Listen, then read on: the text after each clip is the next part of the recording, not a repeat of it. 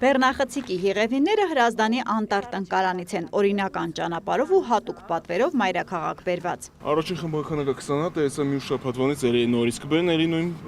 քանակով։ Փոքրիկ փշատերևները նոր տարվա շատ հարմար նվեր կարող են դառնալ բնությունը սիրող անտառային հրդեհներով ու աղտոտված օդով մտահոգ մարդկանց համար։ Որոշել են Հայ Անտառում ու մեկնարկել Ամանորին եղևնի նվիրիր ակցիան։ Տոներին ստացած տուփով կոնֆետը կուտեն կմոռանան, տնկած ծառը երբեք պնդում են այստեղ։ Եղևնիների վաճառքը ոչ այնքան ձեռնարկատիրական նպատակ ունի,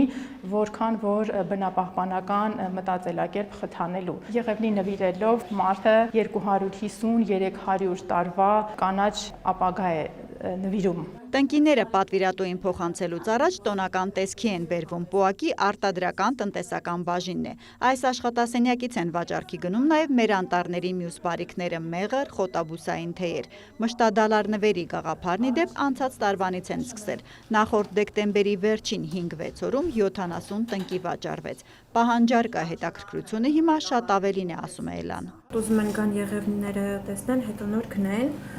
Դրա համար դեռ քանակ չենք կարող էլի ասել։ Շատ է զանգում հայտարարությունը։ Հա, զանգերը շատ են։ Մոտավորապես մի 5-6 տարեկան եղևնիներ են իրենք, ավելի փոքրերն էլ կան։ Հենց այս նպատակով ենք աճեցրել,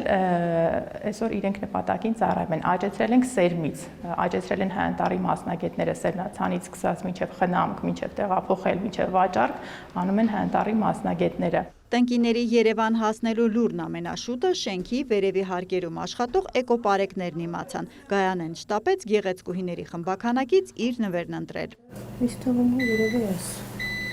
Ինչ եք անելու, դուք նվիրելու եք։ Նվիրելու եմ քույրիկիս։ Ինքն է շատ ասում արծաթափար եղևնի եմ ուզում, բայց հետո իմացա որ Հայ Անտառում կա։ Պատվիրատուին եւ հեռախոսով են զգուշացնում եւ ծառը գնելիս, եթե հետո տնկելու տեղ, բակ կամ այգի չունեք, չենք տալիս։ Սենյակում եղևնին երկար չի դիմանա, առանց այդ էլ ծաղկաման բաժակները նրանց արմատների համար արդեն փոքր են, ազատ հող են ուզում։ Տանը սառը սենյակում կպահեք եւ շաբաթը 1-2 անգամ կջրեք, կցողեք խորհուրդներով ճանապարհ են դնում։ Ցանկալի չի երկար ժամանակ պահել սենյակային ջերմաստիճանում, որովհետեւ ինքը կսկսի ավելի շատ դեղնել, էլի։